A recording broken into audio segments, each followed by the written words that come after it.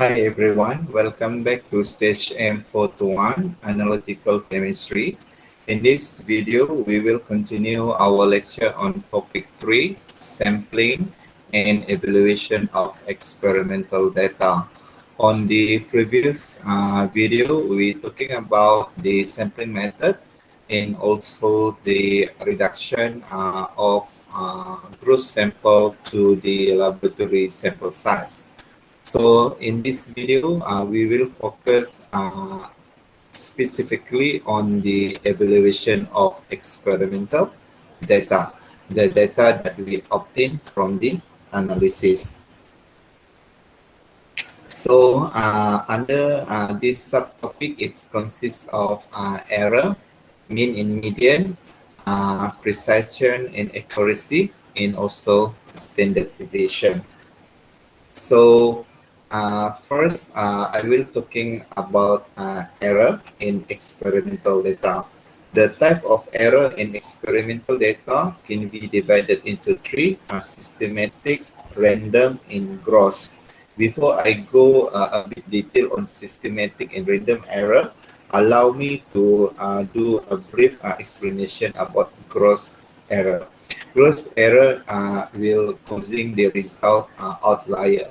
Outlier meaning that the analysis results different significantly from the expected result. This gross error can be happen due to the big mistake or, for example, spilling everything or spilling the sample on the floor that cause the outlier result. As I mentioned just now, we will focus two types of error, systematic and random error. So what is random error? Another name of random error is indeterminate or accidental error. It causes the data to be scattered. So normally the random error will affect the precision of the measurement. Systematic error, or sometimes we call it determinate error or constant error. It will causing the mean value of the data to be differ from the accepted value. So it will affect the accuracy of the result. So remember, random is more precision, how precise the result. Systematic is how accurate the result. So systematic error or determinate error, as I mentioned just now, is related, it will affect the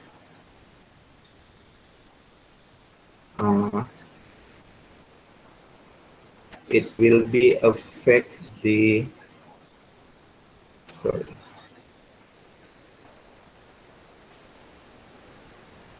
this systematic error will affect the accuracy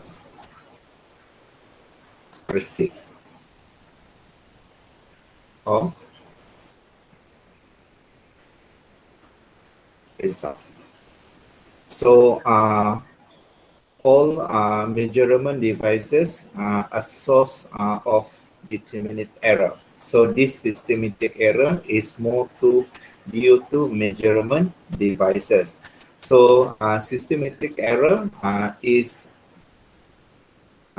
definite source, meaning that it can be identified. So the systematic error will cause the result either high or low that differ from the accepted value. So it will lead to bias.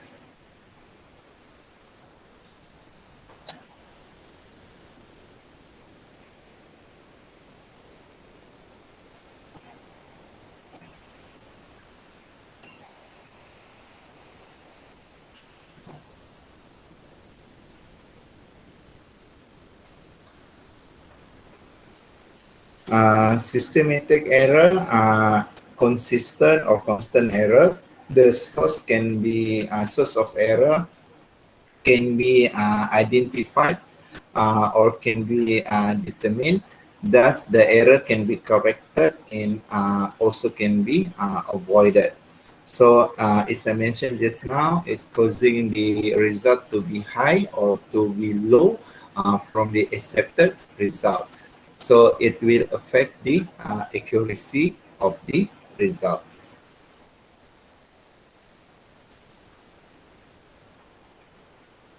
Three sources of systematic error.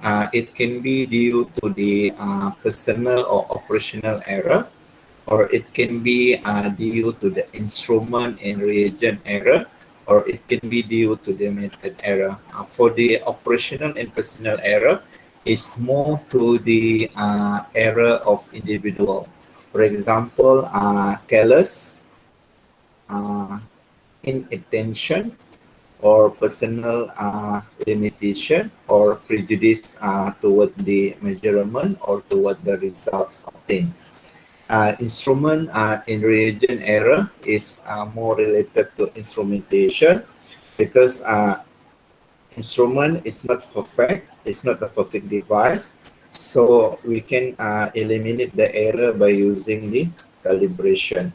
So method error, sometimes we use non-ideal chemical or the reaction during the analysis incomplete and can also cause the method error. Operational and personal error. As I mentioned just now, operational and personal error is more to the human or the individual error. So during the measurements, we require a lot of personal judgment. For example, when we estimate the position of point between two scale of deviation, or another example, when we do the titration and the determination of color of the solution of the in point. For example, sometimes we call it slightly pink or more pink or dark pink. So all these require a personal judgment. Incorrect reading of the meniscus or bias from another source of personal error. It can be considerable from one person to another person. Inability of the person to follow the procedure. For example, when you weighing the sample without waiting the complete drying, if we performing the gravimetric analysis. So the diagram show the systematic error during reading the meniscus. Okay, when we using the burette, pipette, or the measuring cylinder as well. So instrument or reagent error is related to the instrument or is related to measurement device. It can be happen when we not calibrate the device or the instrument properly. For example, if you want to use the pipette, burette, or volumetric flask, make sure it's already calibrated properly to avoid the instrument and reagent error. Or glassware that we use at a temperature, maybe it that analysis temperature, it may differ from the calibration temperature, or it can be have a contamination in the inner surface of the container or on the volumetric flask, or we can use some region that containing the certain amount of impurities, or the instrument ingredient error also can be happen when we using faulty analytical balance. Method errors is very a bit most serious error because it's difficult to detect. For example, the slowness of reaction, or the incompleteness of reaction, or instability of some species during the reaction, non-specificity of the most reagent, or possible occurrence of the site reaction during the analysis.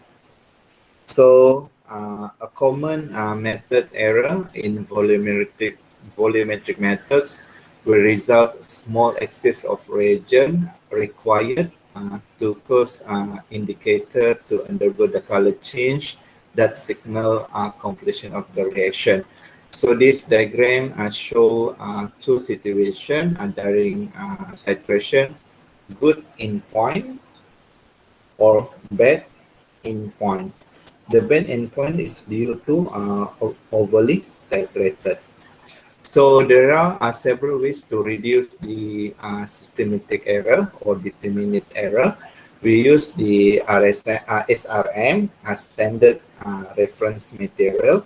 We compare the results from analyzing the standard to known amount.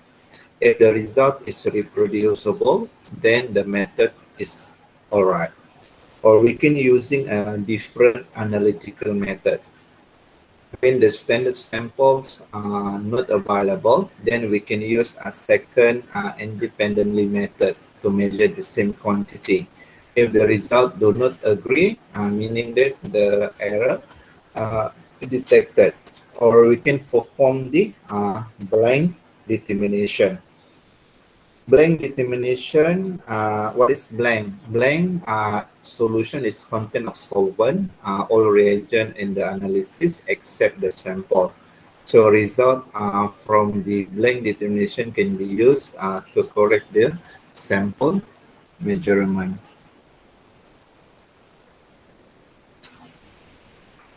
How to detect the systematic error for the instrumentation? We have to perform the calibration. Do the calibration periodically because some the performance of instrument can be changes with time to time, maybe due to the corrosion or due to the mistreatment. For the personal error, how to detect? It should be by K or by self-discipline. So when we do the analysis in the lab, we should keep the notebook. Always check the increase made in the notebook. We check the calculation, reading from the instrument, repeat the experiment, and this can be done by experience.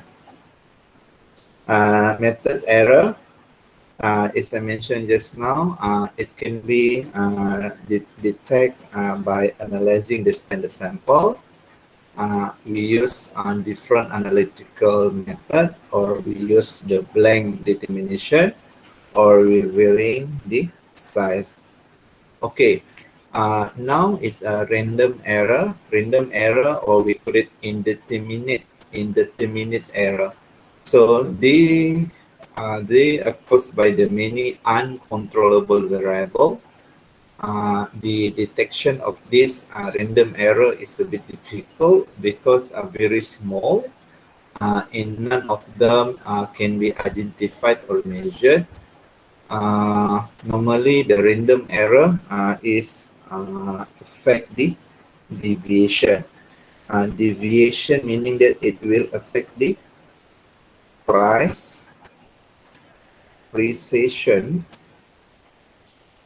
of precision of results. So because it will cause deviation. So the data will be scattered around the mean value. All right. So I think that's all for this video.